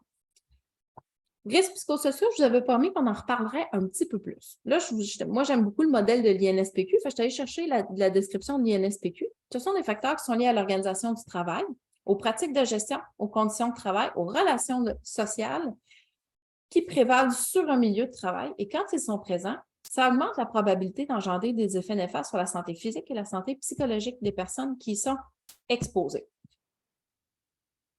Il y a plusieurs modèles. Moi, je prends celui de l'INSPQ parce que il est assez simple, il est assez accessible aussi. Puis, ça rend l'action un petit peu plus facile. Fait que je vais vous les présenter aussi. Pourquoi est-ce qu'on s'en occupe? C'est que les études démontrent que si je vous place en présence de risques psychosociaux, vous allez en subir les effets néfastes quand même, sans égard à votre historique de santé psychologique. Si je vous mets en présence de harcèlement, si je vous mets en présence de surcharge, vous allez aussi avoir des effets néfastes. Pas uniquement un prérequis à ça, c'est pas, on sait bien que tu as eu une dépression dans les années passées, c'est sûr que tu es plus fragile. C'est pas une question de force et de faiblesse. C'est plus que ça. On sait aussi qu'en matière de risques psychosociaux, ça va être les approches qui sont mixtes, c'est-à-dire individuelles et organisationnelles qui vont donner plus de résultats que les approches strictement individuelles. Puis là, je fais toujours la blague à ce moment-là. Tu pourrais-tu arrêter de te faire harceler, s'il te plaît, ça m'aiderait beaucoup. On sait que le harcèlement, c'est plus gros que ça, puis les actions doivent l'être un peu plus. On doit mettre en place des procédures, on doit mettre en place une politique, on doit former les gens aussi. On travaille tous ensemble, il y a des façons de se donner du feedback. On se parle de civilité aussi en milieu de travail, de respect. On en parle plus du harcèlement, on en parle un peu mieux. Et c'est la même chose aussi avec les risques psychosociaux. On ne peut pas simplement dire à notre employé, tiens, voici, maintenant, c'est ta responsabilité à toi. C'est une conversation qu'on va tenir au niveau organisationnel. Il y a des actions individuelles, ça c'est certain, mais vous aussi, comme employeur, vous devez vous assurer d'offrir un milieu de travail qui est sain et sécuritaire à tout point de vue à vos employés. Les risques psychosociaux, comme je vous disais, il y a plusieurs modèles. Moi, je la présente de cette façon-là parce que ça rend la chose pas mal plus facile aussi et pas mal plus digeste. Risques psychosociaux principaux, puis on en a d'autres aussi qui gravitent selon les modèles autour. De quoi on se parle? On se parle d'avoir une faible latitude décisionnelle quand on n'a pas la possibilité de prendre des décisions dans son travail, quand on n'a pas la possibilité d'exercer ses compétences. Surcharge de travail, on se parle de quantité de travail, on se parle de délai, de rythme. On va se parler aussi de la complexité, de la tâche à faire quand on a beaucoup de décisions, quand on a une haute teneur émotive aussi qui est associée à ça. On pourrait penser comme par exemple un médecin qui annonce des diagnostics de phase terminale. Oui, c'est clair. Hein? Le harcèlement psychologique en fait partie. La reconnaissance, que ce soit les résultats ou les efforts, et puis là, on ne se parle pas de l'échelle salariale, on se parle de comment on se dit bravo et merci dans votre milieu de travail à sa plus simple expression. La bonne nouvelle, c'est que la reconnaissance, quand elle est là, c'est un facteur de protection. Quand elle n'est pas là, c'est un facteur de risque. On va s'assurer d'examiner aussi comment on l'articule sur notre milieu de travail. Faible soutien social des collègues, puis faible soutien social du gestionnaire. Quand on ne sent pas qu'on fait partie d'une équipe, quand on ne sent pas qu'on peut compter sur les gens avec qui on travaille, ça aussi, ça va venir, ça augmente le stress qui est perçu, le stress chronique, et puis ça peut augmenter aussi à long terme, selon les personnes, aussi la probabilité d'engendrer des effets néfastes sur la santé physique et la santé psychologique. Et là, j'ai vu quelqu'un lever la main. Joanne, alors je débloque votre micro, Joanne. Vous allez devoir aussi vous débloquer. On vous écoute. Salut, Joanne. J'ai accroché. Pardon? J'ai accroché la mic vous avez. Ah, OK. Donc, vous n'avez pas de questions? Non. OK, parfait. On continue alors. S'il y en avait d'autres, n'hésitez pas, il n'y a pas de souci. Autour de ça, on peut voir aussi arriver faible justice organisationnelle, principe de promotion, comment c'est attribué, comment ça fonctionne ici, c'est quoi les règles du jeu, je ne sais pas. Fait que ça vient aussi générer, là, à ce moment-là, on se parle de facteurs de stress dans le milieu de travail.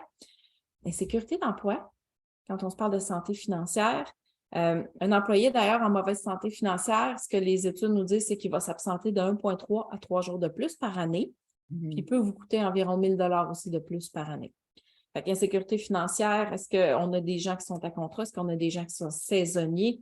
Est-ce qu'on a des embauches just in time? Mais ça aussi, ça a un impact aussi sur le stress perçu. Manque de sens au travail. On veut tous sentir que notre petit point dans l'univers, il sert à quelque chose. On veut tous contribuer. On va laisser de côté quelques coucous, là, mais de façon générale, on veut contribuer, on veut participer à quelque chose qui est plus grand que nous. Puis, sans être une experte recrutement, on voit aussi que chez les jeunes générations, c'est très, très fort ça. On va se coller beaucoup sur des organisations dont les valeurs sont similaires aux nôtres. On sent qu'ils ont une grande utilité sociale aussi. Fait que ça, c'est une force que des fois, certaines OBNL peuvent avoir aussi. Oui, le sens, absolument, c'est l'un de leurs plus grands atouts, en fait, la mission. Fait que ça, c'est une bonne nouvelle versus un client à qui j'avais déjà demandé, c'est quoi votre mission pour votre organisation? On m'avait répondu, faire de l'argent, il y en a-tu un autre? Oui. C'est moins inspirant pour on va travailler. l'employé. C'est surtout les plus jeunes qui veulent vraiment faire sentir qu'ils font une différence. Dans la même veine, sous-utilisation des compétences, là, on est en bon québécois tabletté. On sent qu'on pourrait contribuer plus. On est sous-utilisé, mais ça aussi, ça va venir atteindre. Ça peut avoir un impact aussi sur la santé psy. Santé, sécurité au travail, des craintes au niveau physique. Il y a encore des milieux de travail au Québec, on se demande dans quel état on va sortir le soir et si on va retourner chez nous. Ça aussi, ça pèse dans la balance au niveau du stress. Et notre chère conciliation famille-travail, les parents des jeunes enfants, levez la main. Il y a les jeunes enfants, mais il y a les proches aidants. Il y a une panoplie de rôles de vie qui font en sorte que vous pourriez avoir des conflits de travail-famille. On cherche un équilibre vie pro, vie perso de façon générale. Mais c'est aussi quand on se demande de quelle façon on va arriver à passer à travers la semaine, on prend un grand respect, puis on continue, puis on essaye, on se dit qu'on va tenir jusqu'au vendredi. Ça aussi, ça pèse. Et ça aussi, il y a des gains à faire quand on se préoccupe de conciliation famille-travail. Bonne pratique. Quand je parle de prévention, c'est qu'on a 3 types de prévention, primaire, secondaire, tertiaire. Le tertiaire, ça va être de se préoccuper énormément de collecter des données ou de favoriser le retour au travail, de se préoccuper de nos employés quand ils sont amochés. Mais si on bascule en primaire, on va aller s'assurer d'offrir un milieu de travail qui est sain et sécuritaire, ce qui est aussi en accord avec l'esprit de la loi, qui est de viser l'élimination à la source. C'est là-dessus que votre focus devrait se porter, pas simplement sur ramener les gens quand ils sont malades. Parce que quand ils sont malades, revenir de maladie, c'est long, c'est coûteux, c'est pénible et ça laisse parfois aussi des séquelles permanentes. C'est vrai aussi pour la santé psy, pas simplement pour les entorses lombaires. Au niveau des bonnes pratiques aussi, vous assurez d'avoir une meilleure discussion sur le stress au travail, mais autour du travail, puis les moyens qu'on se donne dans notre organisation pour agir là-dessus. Agir sur les risques psychosociaux, sur la violence, peu importe la source, on va y revenir. Ça veut dire aussi former vos gestionnaires à accueillir ces sujets-là qui ne sont pas évidents, à tenir des discussions qui sont parfois délicates pour pouvoir trouver les ressources, s'assurer aussi qu'on ne fait simplement pas rester impuissant dans la situation. La souffrance est vecteur d'impuissance aussi, puis des fois, on va hésiter à plonger dans ces situations-là parce qu'on se dit, mais je ne sais pas comment recevoir ça, je ne sais pas qu'est-ce que je vais faire. L'être humain est fait comme ça. Des fois, ce sont des conversations qu'on veut éviter pour ça. Fait que si vos gestionnaires sentent qu'ils sont capables d'aborder des situations, des discussions qui sont délicates, ça va être beaucoup plus facile d'en parler, puis les ressources vont trouver leur chemin. Les ressources, est-ce que vous en avez? On a les lignes d'aide, on a les programmes d'aide aux employés. Des fois, il y a des ressources aussi au niveau des assurances collectives. Il y a plein de ressources, même au niveau communautaire. Fait que vous assurez aussi que ça trouve leur chemin vers vos employés, que ce soit c'est-à-dire en soins, mais aussi en moyens de prévention. J'écoutais quelqu'un de chez Bell qui disait qu'eux, ils ont publicisé beaucoup le programme d'aide aux employés et aux familles. Mais ils ont remarqué au fil du temps qu'on se déplaçait des soins, c'est-à-dire de traitement comme psychothérapie, psychologie, encore une fois dans les données confidentielles parce qu'on n'a pas accès à qui a consommé quoi. Mais ça se déplaçait vers des soins peut-être un peu plus de prévention au fil du temps. Quand on en parle plus, les gens vont chercher des solutions puis on va pouvoir tomber en action. Quand on se parle d'assurance collective, programme d'aide aux employés, ce qui est donné aussi comme moyen pour préserver la santé globale, là, on va tomber dans la rémunération globale. Non, il ne faut pas arranger avec le gars des vues. C'est vraiment quelque chose que je donne comme bonne pratique. Regardez de quelle façon votre organisation, avec la rémunération globale qu'elle propose, peut soutenir la santé globale, physique et psychologique de vos employés. Puis, de se parler de conciliation famille-travail aussi. Si vous ne connaissez pas Concilivie, il y a le saut Concilivie, mais il y a plein de belles choses aussi du côté de Concilivie, plein d'outils pour vous aider à mieux comprendre cette bébête-là, puis mieux l'incarner aussi dans votre milieu de travail. Tu connaissais-tu Concilivie, toi, Joël? Oui, on est, nous aussi, partenaires ou accrédités, là, je ne sais pas trop, pour faire l'évaluation. Oui, oui, tout à fait. Oui, j'enverrai ou peut-être je mettrai le lien là, dans le chat là, pour les gens qui seraient intéressés à en savoir davantage sur le sujet. Ah, j'ai peut-être quelqu'un qui vient nous écrire une petite question pendant qu'on est là. Vous avez mentionné qu'il y aura une formation obligatoire dans le domaine de la construction en janvier 2024. À quel moment les formations seront-elles obligatoires dans les autres domaines et par qui seront-elles données? Les formations au niveau des représentants, puis des agents et des comités. Les infos que j'ai en ce moment, là, maintenant, c'est que on passerait peut-être par les ASP et ça serait quand le règlement sur les mécanismes de prévention serait adopté. C'est ce que j'ai comme information un petit peu par la bande en ce moment dans les mains. Fait que c'est un thème à suivre. Parfait. Puis aussi, quelles sont les formations destinées aux gestionnaires pour leur apprendre à distinguer les employés difficiles versus en difficulté et à ouvrir la conversation? Il y a plein de belles formations. Une belle formation, effectivement. Il y a beaucoup d'actions qui se passent à travers plein de domaines d'expertise en RH. Mais toi, tu n'en donnes pas, tu ne la donnes pas, celle-là? Oui, j'en donne un. OK. Bon, bien, Marie-Ève. Prends soin. OK, on va le prendre. Prends soin de la santé psy des employés. On le couvre ça, je le couvre avec eux autres, fonctionnement du stress, comment ça marche, les risques psychosociaux, comment on agit là-dessus. J'ai les 4 clés aussi pour agir sur les risques psychosociaux, puis on parle aussi de violence conjugale. On couvre vraiment tout l'aspect de modernisation. Ah non, je te laisse finir, vas-y. Ceci étant, vous allez voir que quand on se préoccupe du stress au travail, il y a des actions dans tous les champs d'expertise RH. Tout. D'avoir un professionnel, et ça, c'est zéro arrangé avec le gars des vues non plus, d'avoir un professionnel RH sous la main pour vous aider à vous accompagner, à travailler sur ces champs d'action-là, quels qu'ils soient, ça va être aussi extrêmement payant pour votre organisation en termes de santé financière, santé de vos employés, santé aussi de vos gestionnaires. Parce que les gestionnaires sont pris en tenaille là-dedans aussi. On leur en donne encore plus les épaules, sont des fois moins en shape physiquement, mentalement que vos employés. Ils en ont plus lourd ces épaules. Fait qu'il faut se préoccuper de ces gens-là aussi. Parfait. Puis pendant qu'on est dans le sujet des formations, il y a Marjolaine dans le question-réponse qui demandait si on a des suggestions de formation pour l'agent de liaison. Eux, ils sont un organisme de moins de 19 employés pour l'encourager à assumer cette nouvelle responsabilité avec enthousiasme. Est-ce que ça, tu donnes des formations aussi pour les agents de liaison? J'en donne pour les comités SST. Je n'en ai pas pour les agents de liaison. Ça va s'en venir justement avec, à terme, probablement via les associations sectorielles paritaires. OK. Fait qu'il faut aller du côté de nos ASP, dans le fond. Oui, où on regarde aussi au niveau de la CNESST, quand la nouveauté, c'est-à-dire quand quand ils vont le sortir, on va le voir arriver aussi. Puis on se tient au courant de ça, mais c'est probablement quand le règlement sur les mécanismes de prévention va être promulgué qu'on va voir arriver ça. Parfait. Je vais te laisser poursuivre. Je vais juste en profiter pour mentionner aux gens, on arrive bientôt à la période de questions. Pour évaluer le temps qu'on va se garder pour la période de questions, j'invite les gens qui auront des questions soit à lever la main pour nous dire qu'ils vont vouloir te poser une question directement ou sinon mettez vos questions dans le chat. Puis de cette façon-là, je pourrai évaluer combien de temps il te reste pour le reste de ton contenu, là. D'abord, je vais conclure avec la stigmatisation, puis je vais faire un petit bout, une simple incursion du côté de la violence au travail puis conjugale.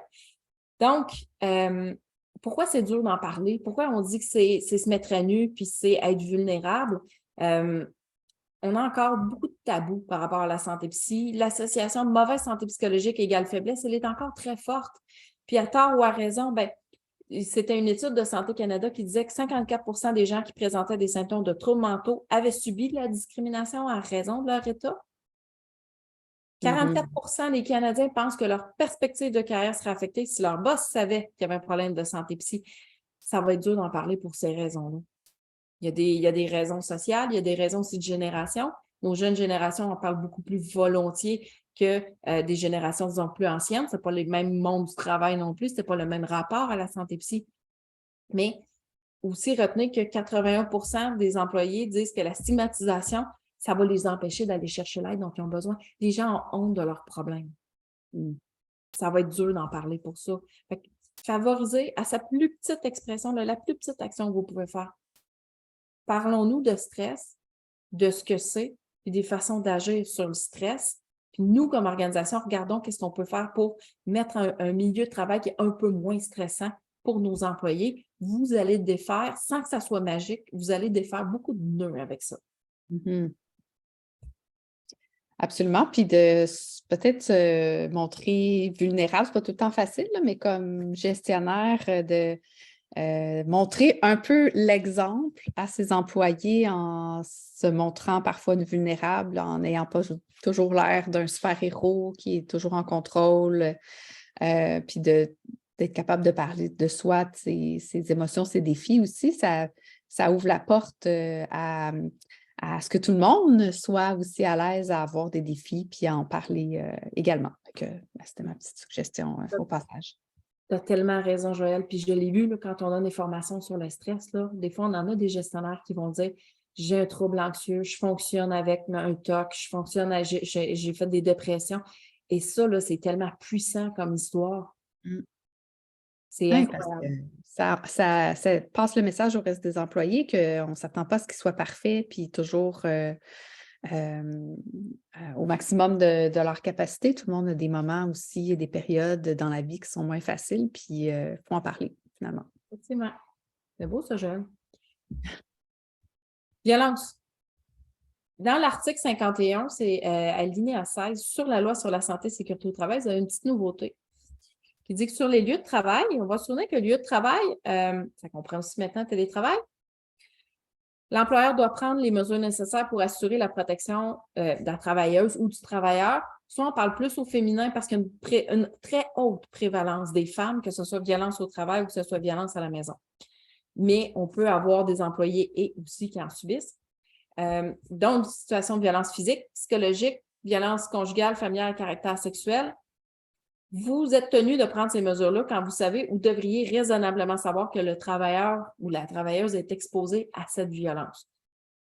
On peut se dire qu'on n'a pas besoin d'avoir une copie officielle de la plainte pour dire, bon, écoute, je vais t'accommoder sur le plan de l'horaire ou on va t'accorder un certain télétravail le temps que tu replaces ta vie et tes pénates si jamais tu dois quitter le domicile pour une raison ou pour une autre. Je vais passer vite sur la violence. Comme je disais, c'est les femmes sont surreprésentées. Quand on se parle de violence au travail, regardez à quel moment vos gens vont être en contact avec des clients agressifs où il y a des risques d'agression ou si vous avez des usagers qui sont une clientèle peut-être un petit peu plus vulnérable. Je regarde les gens du milieu communautaire, ça vous arrive des fois, ça? Donc, regardez c'est quoi les situations à risque. Un milieu de travail qui est stressé, qui est sous pression, c'est là aussi qu'on va avoir davantage de conflits. Fait que travailler sur le stress au travail entre collègues, ça va aider aussi au soutien social. Ça peut venir des fournisseurs, ça peut venir des clients. Sécuriser les lieux de travail. C'est quoi les protocoles si on a un hold-up, si on a des clients difficiles? Le gestionnaire va jouer quoi comme rôle? Bien entendu, haro sur la violence en toutes circonstances. Puis, on peut le mettre aussi dans les plans d'urgence. Au niveau de la violence conjugale, plusieurs visages. Simplement se rappeler que ça ne prend pas toujours la forme de tape ou de coups et blessures. Ça peut prendre plein de formes, la violence conjugale. Il y a les maisons d'hébergement, des formations fantastiques. Il y a aussi le site SOS Violence Conjugale qui a énormément d'informations. Et vous avez aussi une certification qui est milieu de travail allié contre la violence conjugale qui donne des formations aussi très spécifiques là-dessus. Vous pouvez en profiter pour former vos employés. Modernisation, des fois, ça fait un peu champ gauche. On donne une formation sur la violence conjugale, mais pourquoi? Mais profiter de la modernisation pour s'en parler, divulguer des ressources aussi, se positionner comme employeur à l'écoute pour pouvoir supporter les employés, peu importe leur plan d'action, peu importe leurs besoins aussi. Au niveau de la violence conjugale, de façon générale, c'est 5,5 décès par an. Il y a la violence conjugale. En 2021, c'est 40 orphelins que la violence conjugale a fait. C'est 78 de femmes contre 22 d'hommes. Ça, c'est au Québec, ça. Hein? Ouais. Fait que ce qui fait que le conjoint maintient son contrôle, c'est que la victime est isolée et on ne parle pas. Donc, encore une fois, c'est en se parlant qu'on se comprend. On va établir une conversation pour en parler. Créer la confiance. Attention au tabou, aux préjugés, c'est la même chose que la santé psy. Assurer que les ressources soient disponibles même avant le temps. Sensibiliser les employés. On peut y aller en amont aussi, puis déjà le mettre dans les plans d'urgence, sécuriser les lieux de travail. Vraiment, vraiment vous coller sur les besoins de la personne. Et respecter la confidentialité. Très, très, très important. On ne parle pas de ça si la personne ne le veut pas. Et c'est, en fait, elle ne voudra pas. Mais retenez par contre que ce qui fait que le conjoint maintient son contrôle, c'est que la victime est isolée et n'en parle pas. Là, les gens dans le milieu vont parler de chaînes silencieuses. Créer une conversation sur le sujet sur le milieu de travail, vous allez libérer beaucoup de chaînes puis beaucoup de portes aussi avec ça. Puis il y a beaucoup d'organismes, probablement qu'on en a même qui nous écoutent, là, fait que j'y vais vraiment de façon prudente parce que je ne suis pas travailleuse sociale, mais voici ce qu'un employeur devrait savoir ou pourrait mettre en œuvre. Mais vous avez des ressources fantastiques, comme je l'ai dit encore, le réseau des maisons d'hébergement, c'est leur spécialité. Ils ont des formations pour les employés, ils ont des formations aussi pour les employeurs. C'est leur expertise à elles. Oui, d'ailleurs, si jamais c'est un sujet qui vous intéresse, écrivez-nous. On en a effectivement plusieurs des organismes spécialisés dans nos clients. Alors, si c'est un sujet qui vous intéresse, on pourrait en faire une thématique de webinaire. Écrivez-nous. Ah, magnifique. Voilà. Conjoint violent, ça se peut. Si on se parle de santé psy, ça se peut qu'il y ait quelqu'un qui vous arrive à un moment donné dans votre bureau puis que ça soit lui, le conjoint violent. Ça se peut que votre première réaction, ça soit la répulsion. Sachez qu'il y a des ressources pour ces gens-là aussi. Absolument. Ah, pourquoi je reviens? Attends un peu. Puis, choc post-traumatique, si on exerce un travail qui implique de manière répétée extrême, je vais classifier ça sous misère humaine. S'il y a un trouble post-traumatique, ça rentre dans les maladies professionnelles. D'ailleurs, j'ai une petite question de Diane ici qui demande, est-ce que les problèmes psy en lien avec la vie personnelle sont considérés comme des maladies SST? Ça serait si facile si on pouvait ouvrir la tête de la personne, faire ah, OK, ça c'est ta relation avec ta mère, ça c'est ta surcharge, ça c'est la relation que tu as avec ton boss, ça c'est. Oui, on peut faire des expertises médicales, oui, on peut. Ça s'étudie, ces choses-là. Vous pouvez poser des questions, on peut regarder aussi comment ça s'est passé. Ça va faciliter la gestion médico-administrative, mais ça va faciliter aussi de déterminer les causes puis d'aller vraiment en amont pour creuser, pour trouver des bonnes solutions aussi. Fait que j'ai pas de réponse claire. C'est pas facile, hein? C'est difficile à départager. Oui, madame. Parfait. On va avoir une petite main levée quand tu seras prête. J'avais terminé. On sera à la question, la période de questions, si vous voulez. Code QR, si vous voulez vous abonner à l'infolettre aussi, si vous voulez qu'on reste en contact.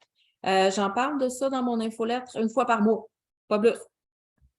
Parfait. Laisse-le à l'écran. Dans ce cas-là, les gens pourront, pendant la période de questions, en profiter pour prendre en note tes coordonnées. Alors, Valérie, c'est à vous. On vous écoute. Oui, vous avez parlé comme quoi vous faisiez la formation pour le comité santé-sécurité au travail. Ça serait quand que vous la donneriez? Je ne fais pas de session publique. Vous pouvez me contacter et on peut regarder pour votre organisation comment ça pourrait s'articuler, ça. OK, parfait. Puis, je laisse savoir, je sais que vous l'aviez dit tout à l'heure, mais concernant dans le fond, votre présentation PowerPoint, est-ce que vous allez le mettre, est-ce que dans le fond, on va pouvoir accéder dans le fond au document? Peut-être pas le document en lui-même comme tel, mais je vais vous extraire des données, mais j'ai des outils aussi. Fait que vous allez surveiller vos courriels, on va vous contacter un bel envoi pertinent. OK, parfait, merci. Merci Valérie. Est-ce qu'il y avait d'autres personnes qui avaient des questions pour Marie-Ève avant qu'on termine le webinaire?